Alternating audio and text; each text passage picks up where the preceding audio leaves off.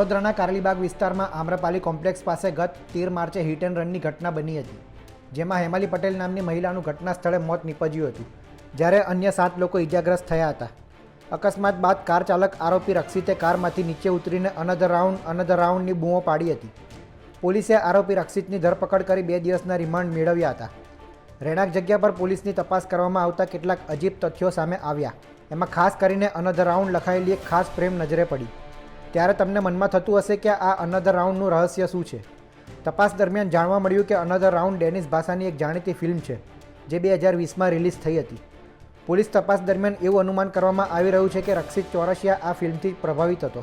તેના મકાનમાં another round નામની ફોટો ફ્રેમ એ દર્શાવે છે કે તે આ વિચારધારા સાથે સંકળાયેલો હતો. 2 દિવસના રિમાન્ડ પૂર્ણ થયા બાદ પોલીસે વધુ રિમાન્ડની માંગ ન કરતા આરોપીને હાલ જેલ હવાલે કરાયો છે.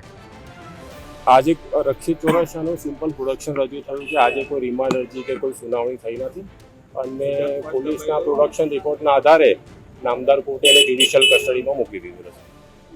આજે રિમાન્ડ પૂરા થતા હતા તો આજે રિમાન્ડ પૂરા થાય તો સિમ્પલી એ લોકોએ પ્રોડક્શન રિપોર્ટ જ ફાઇલ કર્યો છે. બીજું કોઈ રિમાન્ડ અરજી લોકોએ આગળ માંગણી કરી નથી. શું લાગે છે તપાસની અંદર અનધર રાઉન્ડ અને નિકિતા બે નામનો ઉલ્લેખ હતો, એની કોઈ તપાસ થઈ છે, કઈ બહાર આવી છે?